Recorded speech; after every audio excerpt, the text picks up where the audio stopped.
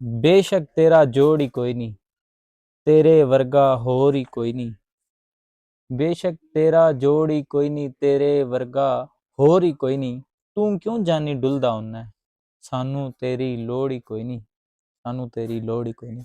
बिस्मिल्लाहिर रहमान रहीम। मैं जानी खान उदियां गल्लां दे इस चैनल ते हर वेखण वाली अख ते सुनन वाले ਕੰਨਾਂ ਨੂੰ खुश आमदीद ਤੇ ਵੈਲਕਮ ਕਹਿੰਦੇ ਆ। ਤੇ ਅੱਜ ਅਸੀਂ ਗੱਲ ਕਰਾਂਗੇ ਕਿਸੇ ਨਵੇਂ ਟੌਪਿਕ ਤੇ, ਕਿਸੇ ਨਵੀਂ ਮੌਜੂ ਤੇ।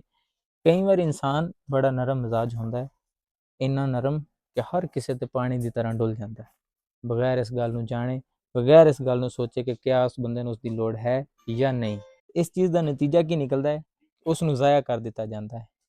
ਕੋਸ਼ਿਸ਼ ਕਰੋ ਕਿ ਕਿਸੇ ਨੂੰ ਜ਼ਰੂਰਤ ਜ਼ਿਆਦਾ ਮੁਯੱਸਰ ਹੀ ਨਾ ਹੋ। ਦੂਸਰੀ ਗੱਲ ਇਹ ਕਿ ਆਪਣੇ ਮਿਆਰ ਨੂੰ ਕਦੀ ਗਿਰਨ ਨਾ ਦਿਓ, ਆਪਣੇ ਮਿਆਰ ਨੂੰ ਹਮੇਸ਼ਾ ਬੁਲੰਦ ਰੱਖੋ। ਹਮੇਸ਼ਾ ਸਭ ਤੋਂ ਪਹਿਲਾਂ ਇਸ ਚੀਜ਼ ਨੂੰ ਵੇਖੋ ਕਿ ਅਗਲਾ ਬੰਦਾ ਤੁਹਾਡੇ ਮਿਆਰ ਦਾ ਹੈ ਜਾਂ ਨਹੀਂ। ਅਗਰ ਕੋਈ ਤੁਹਾਡੀ ਇਸ ਗੱਲ ਤੇ ਤੁਹਾਨੂੰ ਡੀਮੋਟੀਵੇਟ ਕਰ ਰਿਹਾ ਹੈ ਜਾਂ ਹੱਸ ਰਿਹਾ ਹੈ, ਇਸ ਨੂੰ ਇਗਨੋਰ ਕਰੋ।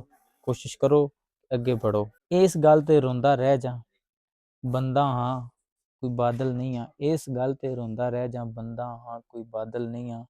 ਤੇਰੀ ਤਰ੍ਹਾਂ ਹੱਸ ਛੱਡਾਂ ਤੇ ਏਡਾ ਵੀ ਮੈਂ ਪਾਗਲ ਨਹੀਂ ਆ, ਤੇਰੀ ਤਰ੍ਹਾਂ ਹੱਸ ਛੱਡਾਂ ਤੇ ਏਡਾ ਵੀ ਮੈਂ ਪਾਗਲ ਨਹੀਂ ਆ। ਤੂੰ ਹੀ ਮੇਰੇ ਮਿਆਰ ਦਾ ਨਹੀਂ ਹੈ, ਤੂੰ ਕਹਿਣਾ ਤੇਰੇ ਕਾਬਿਲ ਨਹੀਂ।